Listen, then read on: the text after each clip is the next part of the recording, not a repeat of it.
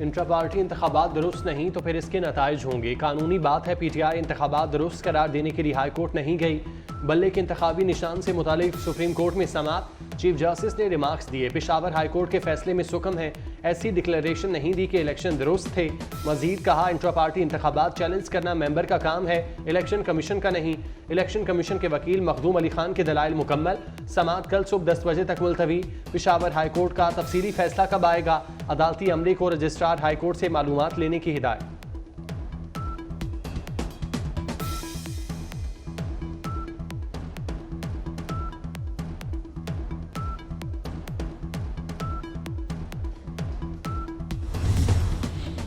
Party का बानी रुकन हूँ, कोई और पार्टी ज्वाइन नहीं की। 2014 में पार्टी फंडिंग पर क़यादत से झगड़ा हुआ।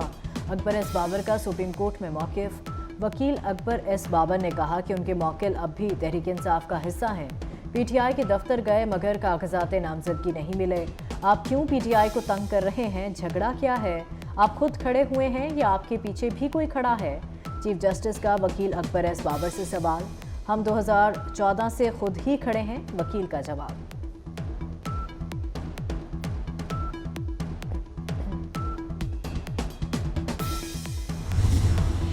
जमहूरियत का बुनियादी तकाजा है कि हर सियासी जमात का इंतखाबी निशान हो। बल्ला 25 करोड़ अवाम की उमंगों का तर्जुमान है।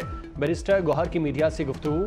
कहा, मकबूल जमात को इलेक्शन से आउट किया गया तो दुनिया इलेक्शन नहीं मानेगी। इलेक्शन कमीशन के पास 2 चश्मे हैं, एक ऐनक से 175 जमातों और दूसरी से पीटीआई को देखते हैं।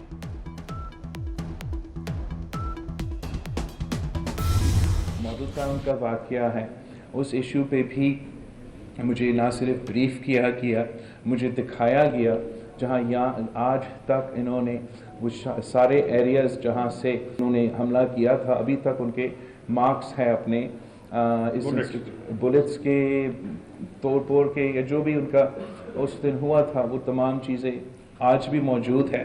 और मैं समझता हूँ कि ये जो डिमांड है या ये जो ख्वाहिश है कि एक पार्शियल इन्वेस्टिगेशन किया जाए और जो भी इसका जिम्मेदार हो उनको उसका सज़ा मिलना चाहिए।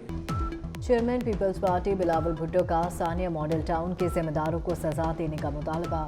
मॉडल टाउन में गोलियों के निशानात आज भी मौजूद हैं, शिफाफ तहकीकात कराई जाए। मजीद कहा, मियाँ साहब वज़ीर आज़म बने तो उनका एजेंडा सियासी इंतकाम होगा। नवाज शरीफ हुकूमत का एजेंडा मुखालफिन को बंद रखना हुआ तो नुकसान होगा। पाकिस्तान अवामी तहरीक का NA 127 में बिलावल भुट्टो की हिमायत का ऐलान।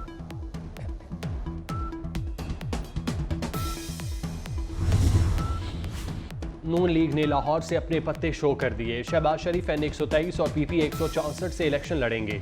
मरियम नवाज को NA 119 और PP 159 से टिकट जारी। हमजा शहबाज शरीफ NA 118 से मैदान में उतरेंगे। NA 122 से ख्वाजा साद रफीक और NA 127 अता तारड़ उम्मीदवार हैं। NA 125 से अफजल खोखर और NA 126 से सैफुल मलूक खोखर मैदान में उतरेंगे।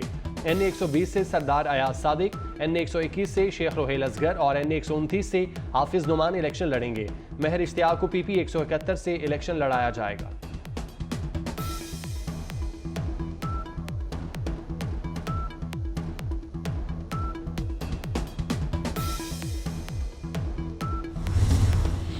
मुस्लिम लीग नून ने लाहौर के 3 हलकों में इस्तेहकाम पाकिस्तान पार्टी के साथ सीट एडजस्टमेंट कर ली।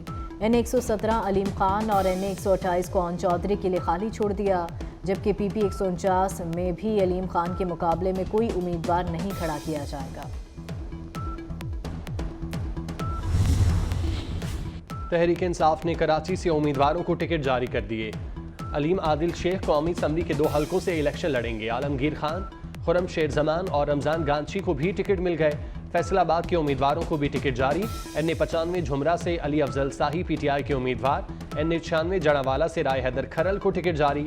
NA 98 समंदरी से इफ्तिखार घुम्मन उम्मीदवार होंगे।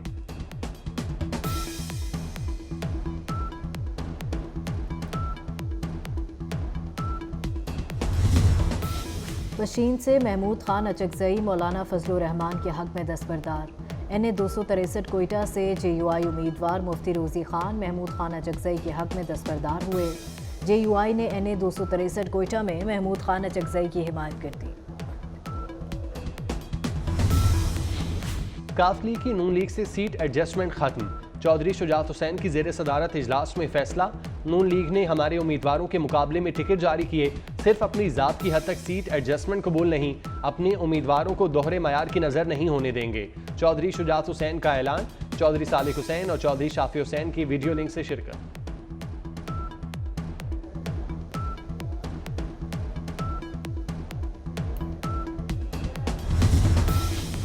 कराची में national aerospace science and technology park की तकरीब। Army chief general Syed Asim Munir की बतौर मेहमान खुसूसी शिरकत। खिताब में कहा, NASTP कौमी अहमियत का स्ट्रेटेजिक मंसूबा है। नौजवान और आने वाली नस्लों के लिए NASTP बेहतरीन प्लेटफॉर्म साबित होगा। NAST टेक्नोलॉजी के मैदान में खुद इन्हिसारी के हसूल का बाइस बनेगा।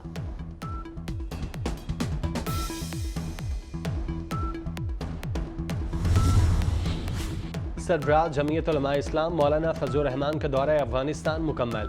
मौलाना की अफगानिस्तान के नायब वज़ीर आज़म मुल्ला अब्दुल गनी बरादर से मुलाकात। कहा, दौरे का बुनियादी मकसद दोनों ममालिक के दरमियान मसाइल को हल करना है। पाकिस्तान की ख्वाहिश है अफगानिस्तान के साथ तिजारत कानूनी तौर पर हो। मौलाना फजलुर रहमान ने अमारात इस्लामी अफगानिस्तान के वज़ीर दाखिला खलीफा सिराजुद्दीन हक्कानी से भी मुलाकात की।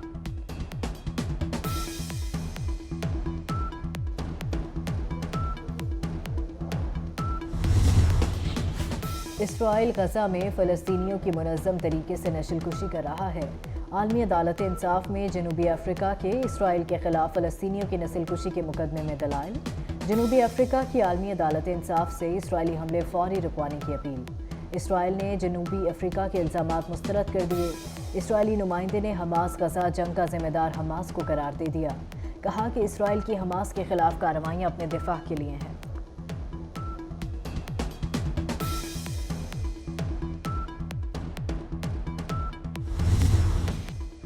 वज़ीर आला मोहसिन नकवी का मियो हस्पताल एमरजेंसी का दौरा। बेसमेंट, ग्राउंड फ्लोर और दीगर फ्लोर्स पर जारी तामीराती कामों का जायजा लिया। मरीजों और तीमारदारों की सहूलत के लिए साइन बोर्ड्स लगाने की हिदायत। वज़ीर आला का PIC की नई एमरजेंसी का दौरा। एमरजेंसी में सफाई के नाकिस इंतजाम देखकर इजहार नाराज़गी।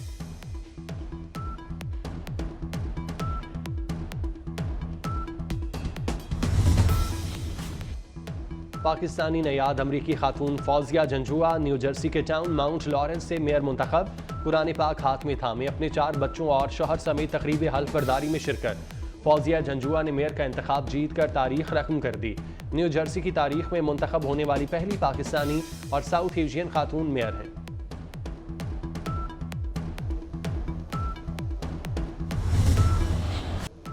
पहले T20 में न्यूजीलैंड ने पाकिस्तान को हरा दिया। कीवीज के 227 रन के ताकुब में पूरी टीम 180 रन बनाकर आउट हो गई। बाबर आजम ने सबसे ज्यादा 57 रन बनाए। ऑकलैंड में खेले गए मैच में शाहीनों को 46 रन से शिकस्त हुई।